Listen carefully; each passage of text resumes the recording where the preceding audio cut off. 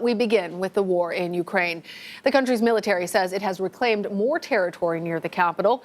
Ukrainian President Vladimir Zelensky says Russian troops are starting to move away from Kyiv, but he also is warning his people that Russian troops are leaving behind landmines and other traps throughout the region. Meanwhile, Russia says it targeted a Ukrainian oil refinery Saturday morning. The strike was one day after Moscow accused Ukraine of attacking a fuel depot inside of Russia's borders. Kyiv denies responsibility for that attack. And officials opened 7 evacuation corridors Saturday. They're hoping to get people out of Mariupol and other areas of Ukraine that have been hit hardest by the Russian invasion. Mariupol has seen some of the worst fighting. Officials estimate more than 100,000 people remain trapped in the city. They say Russian forces are not letting humanitarian supplies get through. CBS News foreign correspondent Holly Williams joins us with more from Dnipro, Ukraine. Holly, good to see you. So it appears that Ukrainian forces managed to stop Russian advances on Kyiv. How significant is this, and how are both sides responding to this? And in particular, what more can you tell us about residents? Well, look, there were a lot of questions at first as to whether this withdrawal was really happening, whether it was genuine. However, the consensus now seems to be that it is happening around Kyiv, the Ukrainian capital, and to the north. However, the fear is that Russian forces may actually be regrouping to attack elsewhere. We heard a video message last night from the Ukrainian President Vladimir Zelensky, who said that the withdrawal was happening very slowly.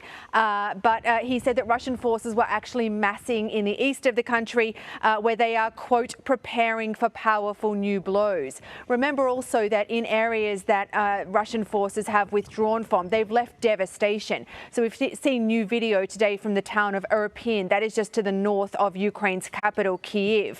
And that is now a shattered city. Homes have been left charred and splintered. There are literally lines of body bags. Local officials say they believe around 300 people have died there. So there is some respite, but certainly no cause for celebration at this point. Holly, what more can you tell us about civilian evacuation efforts? Because we have heard these allegations that even as these humanitarian corridors have been opened, that civilians are being fired upon or attacked, or that humanitarian aid simply hasn't been allowed to pass through.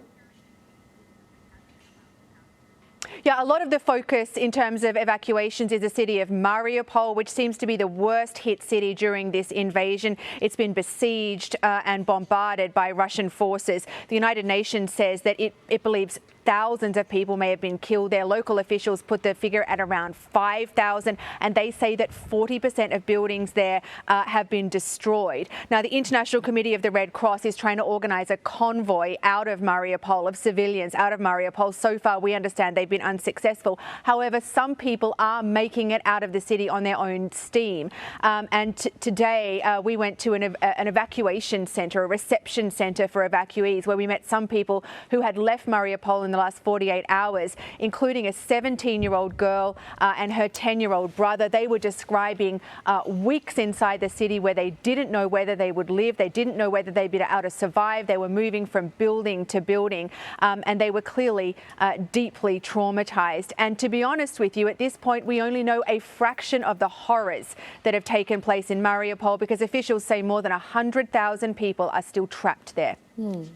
Holly, I'm wondering if you can tell us anything more, now that it has been 5 weeks, how people in Russia feel about this war. Obviously, we know that the Russian government has very much limited what its citizens hear about the successes or failures of Russian troops there. But do we have any more sense about how the war is being received among Russians?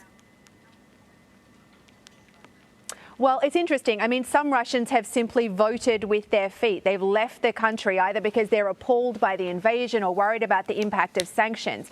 Now, we don't have exact numbers for that, but one estimate put it at around 200,000 Russians having just left their country. However, not all Russians feel that way. A new opinion poll, and this is from a respected group, showed that Vladimir Putin's approval rating has gone up to 83% since the invasion, and that's up from 69% in January. We should point out, though, that Russia has tightened its media laws even further since the invasion, and many Russians rely on state-controlled media for their news. Holly, you and the team there have done such excellent work. I hope you all stay safe. Thank you. Thank you. And be sure to watch Face the Nation this Sunday. Margaret Brennan will speak with Ukraine's President Vladimir Zelensky. You can stream Face the Nation right here on CBS News at noon and 4 p.m. Eastern every Sunday.